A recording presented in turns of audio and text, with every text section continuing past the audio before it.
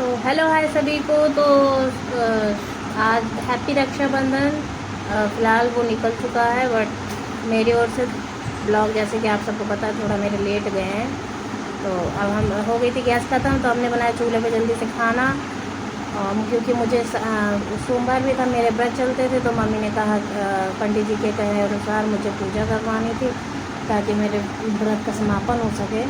तो इसीलिए मुझे पूजा भी करनी थी। तो मैं पूड़ियाँ मेरी नंद ने निकाली और मम्मी ने उनकी हेल्प की, और मैं जल्दी से नहा धो के फिर से मैं मंदिर के लिए निकलने लगी। विवान आगे आगे भाग रहे थे कि जल्दी से आ जाओ, जल्दी जल्दी आ जाओ,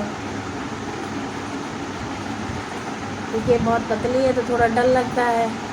तो मैंने विवान से कहा नहीं, स्लोली स्लोली चलो। बाकी विवान नहीं चल रहे थे। मैं श्रृंगार का सामान लिए थे क्योंकि माता रानी को उसको मुझे चढ़ाना था। फिर यहीं से मेरे सावन सोमवार के व्रत ख़त्म हो जाते हैं। फिर जब मुझे मतलब व्रत रखने होंगे तो मैं उठा सकती हूँ, ऐसा पंडित जी के कहने के अनुसार मैंने किया। फिर हम लोग ने पूजा पाठ वहाँ करके तो हम निकल आए घर के बाहर, सॉरी उस मंदिर के बाहर।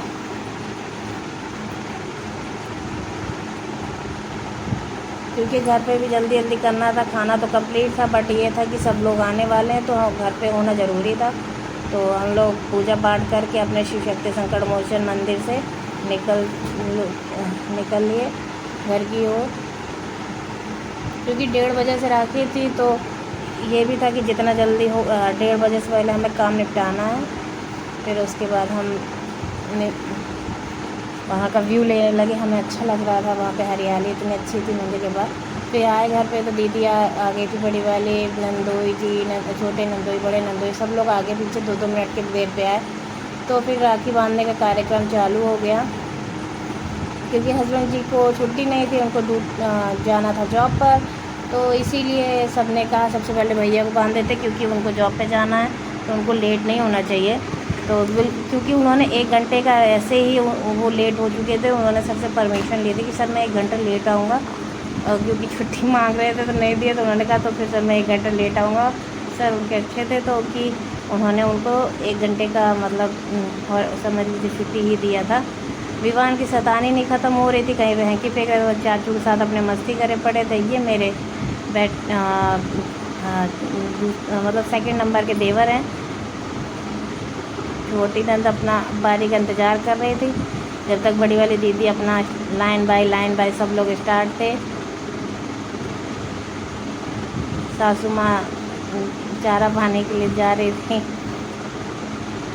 फिर आगे प्रांसी की बारी विवान को राखी बांधने की। विवान एक्साइटेड। फिर विवान ने उनसे राखी बंधाई, मिठाई खाई, दीदी ने बंधाई, सबने दी। किसी को कुछ मिला, पेमेंट मिला, जैसे कि भैया ने सबको पैसे दिए ताकि किसी को कुछ दिक्कत और क्या ज़रूरत रहती है उस पैसे भी हम लोग ने कपड़े दे दिए थे, पेमेंट भी दिया। तो इसी तरह सब मिलजुल के हो जाता है। कोशिश यही रहती है कि साल भर का त्यौहार है तो बहनें खुश होके जानी चाहिए। तो सभी खुश हो भी हुई थी।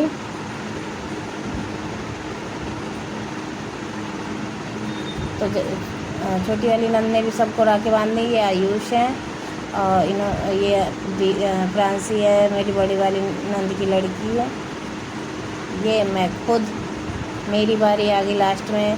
मेरे छोटे वाले देवर जी कहीं जा रहे थे, फिर मैंने सबको गिफ्ट दिए और उसके बाद सब लोग बैठ के हंसी मजाक कर रहे थे।